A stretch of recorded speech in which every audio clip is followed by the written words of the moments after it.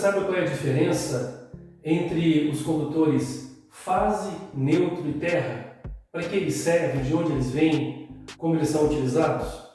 Antes de você continuar assistindo o vídeo, não se esqueça de se inscrever, ative o sininho para que você seja notificado de outros vídeos do canal, comente os nossos vídeos e compartilhe para que outras pessoas sejam alcançadas também pelo conteúdo desse canal. Muito bem, nós vamos falar aqui a origem desses condutores, fase, neutro e terra, e quais as finalidades. Aqui nós temos uma usina de energia.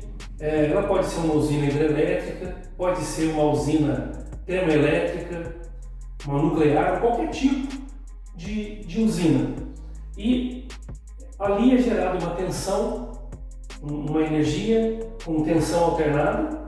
Essa tensão ela é elevada, ou seja, ela passa por um transformador elevador para que essa tensão gerada atinja valores elevados, para que na transmissão eu tenha o mínimo de perdas possíveis. Então essa transmissão, ela geralmente se dá numa tensão em torno de 230 mil, 350 mil volts, mais ou menos é o padrão que se utiliza.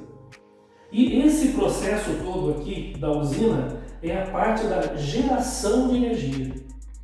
E durante todo o tempo que essa energia ela percorre as torres, a gente vê nas estradas essas torres enormes, essas torres são chamadas torres de transmissão, porque esse processo todo em que a energia que é gerada na usina é levada até as subestações se chama transmissão de energia elétrica.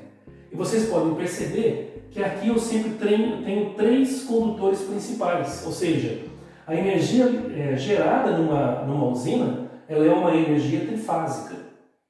Quando, no processo de transmissão, eu tenho altas tensões, como eu mencionei, de 245 mil a 350 mil volts, esse tipo de tensão não é conveniente que entre nas cidades. Então, sempre nas cidades ou nos grandes centros existem as subestações. O que é isso? As subestações elas estão ali para diminuir o valor da tensão. Então, uma parte é diminuída em alguns valores para as indústrias e para a cidade, e o objetivo nosso é mostrar como que isso chega para a gente, para a cidade, para o perímetro urbano, vamos dizer assim, rural e urbano, para a região de uma cidade, as subestações elas entregam ali uma tensão menor do que os 350 mil, 245 mil volts, porque passam por transformadores abaixadores e entram numa rede chamada rede primária do sistema de distribuição. A partir do momento que a energia elétrica ela sai da subestação e é entregue para o posteamento, para os cabos que estão nos postes, esse processo, essa parte aqui da entrega de energia se chama distribuição de energia. Então, só recapitulando, nós temos aqui a geração de energia elétrica, que é o que se dá na usina. Depois nós temos o processo de transmissão de energia elétrica. E logo em seguida vem o processo de distribuição de energia elétrica. O que nós vemos nas ruas das cidades é o sistema de distribuição de energia elétrica. Muito bem, qual é então a tensão que nós temos aqui nos condutores fase, nesses três condutores que estão no sistema de distribuição? A tensão entregue aqui na verdade, geralmente na maioria dos lugares, aqui na nossa região, aqui em São Paulo, por exemplo, na maioria das cidades, nós temos uma tensão entre as fases de mais ou menos em torno de 23,9 a 24 kV ou 24 mil volts. É a tensão que nós temos entre uma fase e outra. Então, se nós formos medir essa tensão entre as fases, nós temos 24 mil volts. Muito bem. E em cada fase, nós temos um potencial elétrico de 13.800 volts. Esse mais ou menos é o padrão que a gente tem.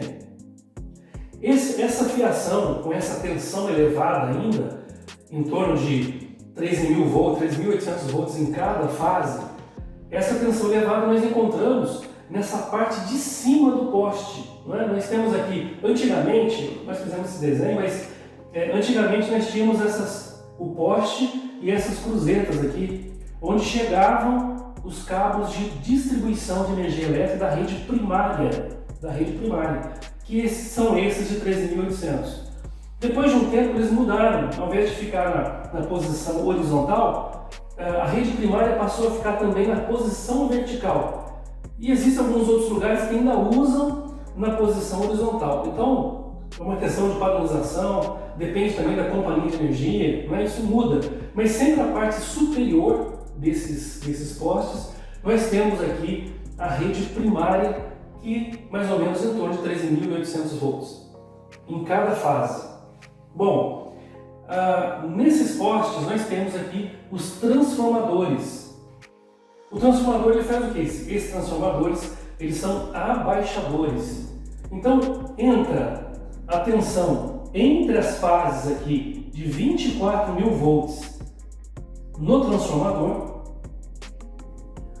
e o transformador ele transforma essas tensões entre as fases para tensões de 220 volts entre as fases. Então nós temos três fases aqui. As fases são a fase A, fase B e fase C. São essas aqui. Pula o primeiro condutor, né? Os três aqui de baixo são as fases A, B e C. Agora, então esses aqui saem do transformador, do secundário do transformador, né? São tensões já transformadas. Aqui. Muito bem. E o condutor neutro, ele surge aqui, depois do transformador. É o único momento que aparece o condutor neutro. Por quê?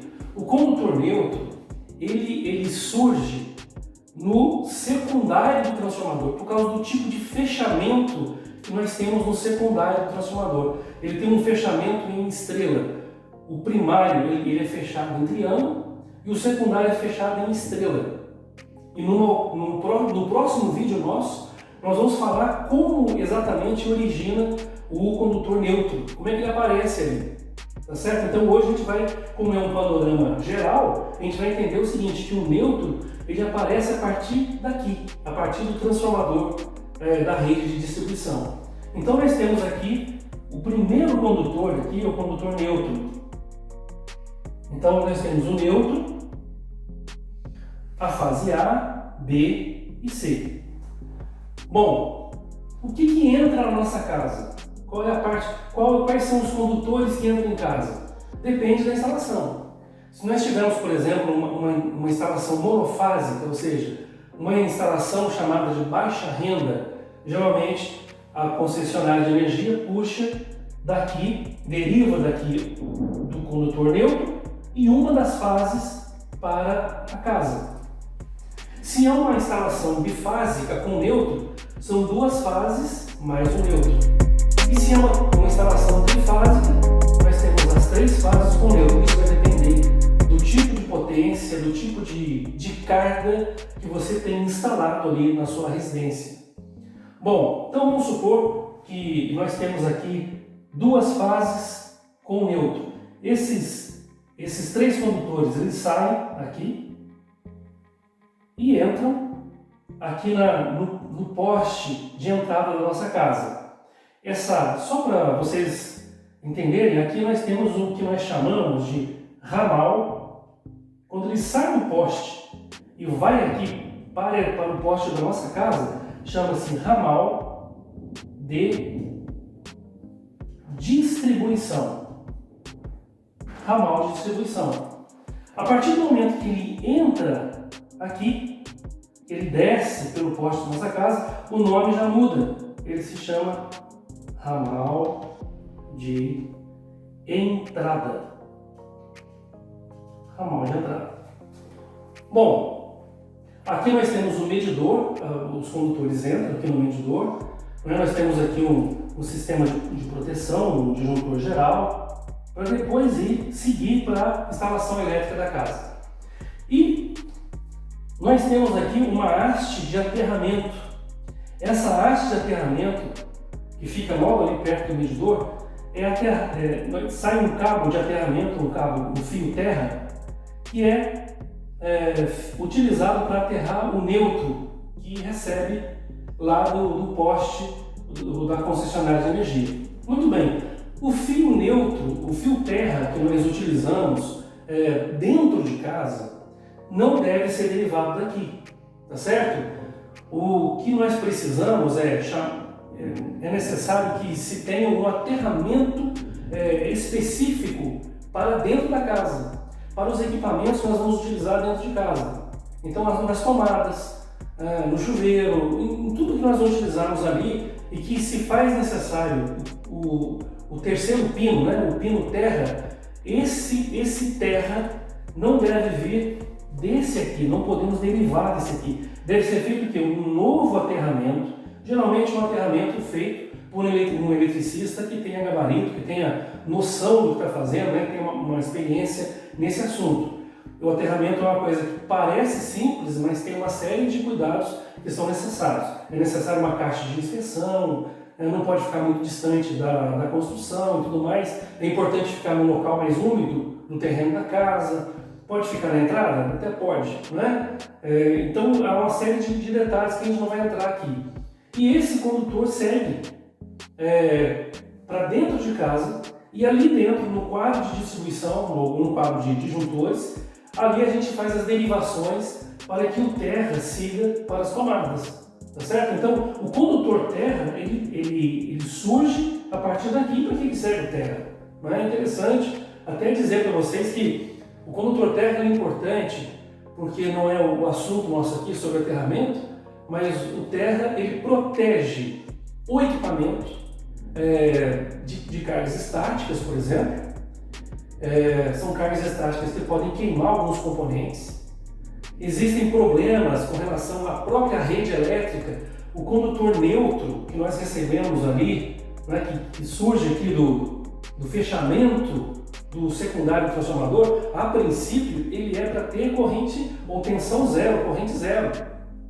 Mas não é o que ocorre muitas vezes, porque devido a um desequilíbrio das instalações elétricas do sistema de distribuição, acaba surgindo ali alguma sujeira de eletricidade no neutro. E isso pode trazer algum dano para os equipamentos. Então, quando nós temos um condutor terra, o condutor terra ele joga para a terra essa sujeira. Além também de nos proteger. Quando nós temos alguns equipamentos em que, às vezes, há fuga de corrente para a carcaça metálica, você pode colocar a mão ali e tomar um choque. Então, o condutor terra ele também tem esse trabalho extremamente importante. Ele joga para a terra toda essa energia que está em fuga, né, na carcaça, para que a gente possa ser protegido e não tomar algum choque. Tá? Então, é importante o condutor terra. Tem gente até que tem costume de cortar o pino, né, do terra, porque eu me lembro de um lugar em que as pessoas usavam um adaptador para que o terra ficasse de fora, né, e os dois condutores só entravam na tomada. Então, isso é um erro, né, um perigo tremendo, porque a gente está colocando em risco o equipamento e acaba colocando em risco a vida das pessoas. Pessoal, beleza? Então, no próximo vídeo, nós vamos falar a respeito do condutor neutro e os seus detalhes. Um abraço a todos, nos vemos no próximo vídeo.